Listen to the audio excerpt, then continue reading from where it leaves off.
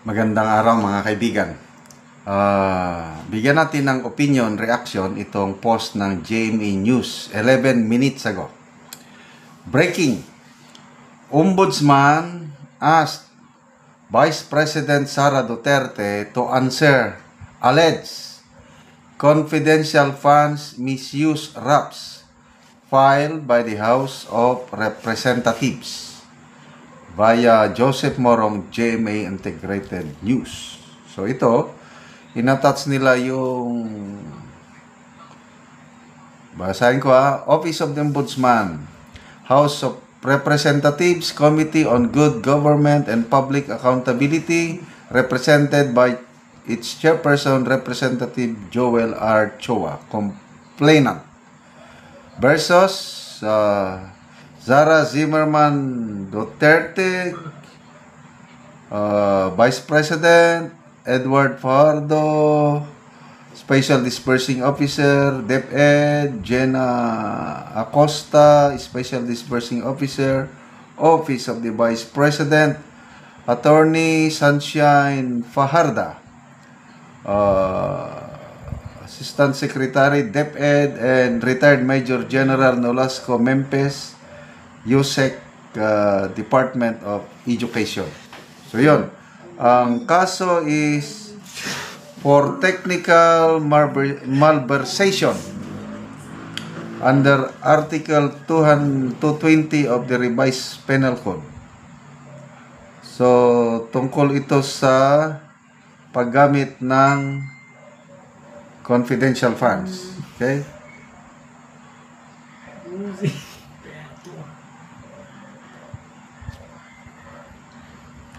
Okay, ito na yung order yung acting on the committee report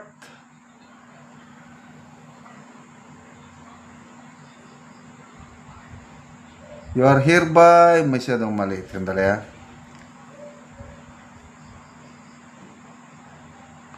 hereby directed to file their counter affidavit together with affidavits of witnesses and other support documents, if any, within 10 days from receipt hereof. So, standard procedure po ito. Standard procedure. Ito na yung sinasabi na sasampahan nila ng kaso si BP Sara. Nangyari na nga. Sinampahan na. And I'm sure, nakahanda ang grupo legal team ni BP Sara tungkol nito. Kaya parehas lang ito sa yung isinampa sa kanya sa impeachment case, So, normal procedure ito ng ito failure to file counter affidavit within the aforesaid period shall be deemed as waiver of respondents' right to submit controverting evidence, and the preliminary investigation shall proceed accordingly.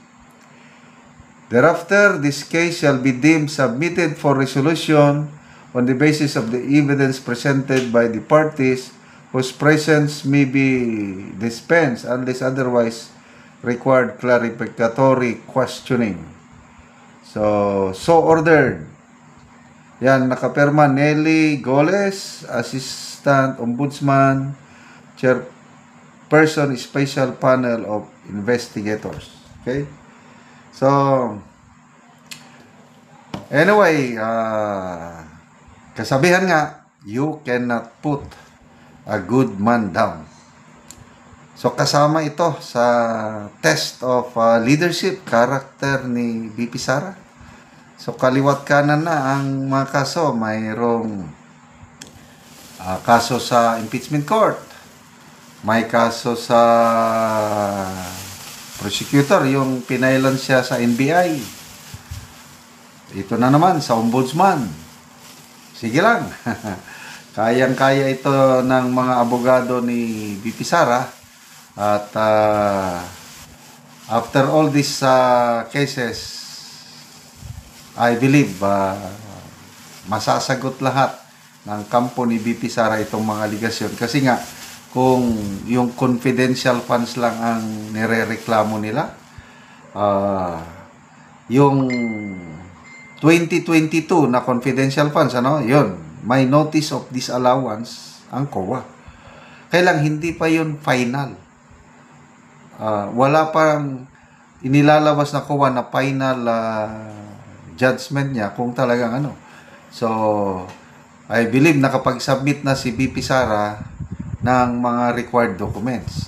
Yung 2023 naman, meron ng unqualified observation ng COA.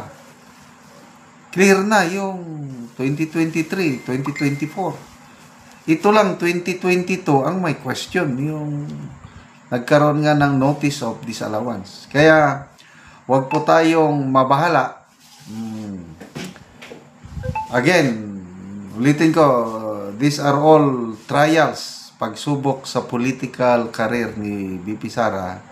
Alam nyo naman, siya yung pinakamalakas na kandidato sa 2028. Sabi nga ni Senator Remy, sa kanyang speech sa impeachment court is aminin natin, gusto nyo lang matanggal si BP Sara sa pwesto dahil balakid siya sa inyong ambisyon, sa mga ambisyoso na maging presidente sa 2028. Kaya you want accountability,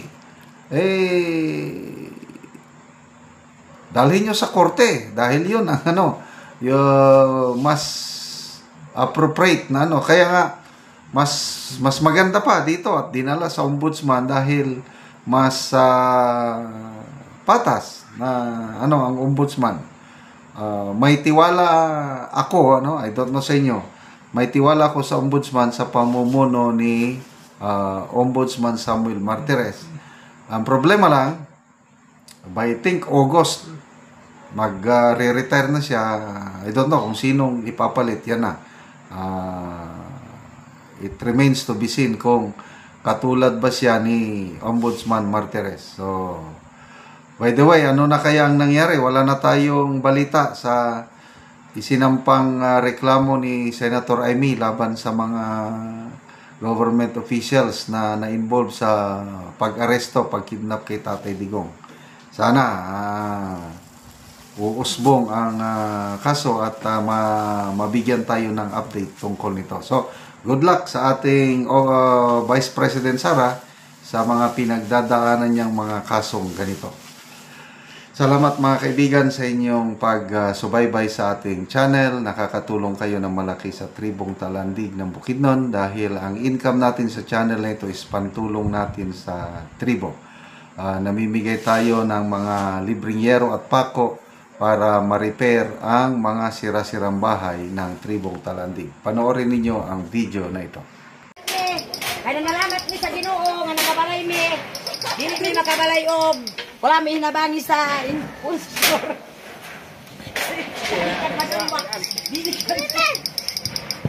Ala inangin ka.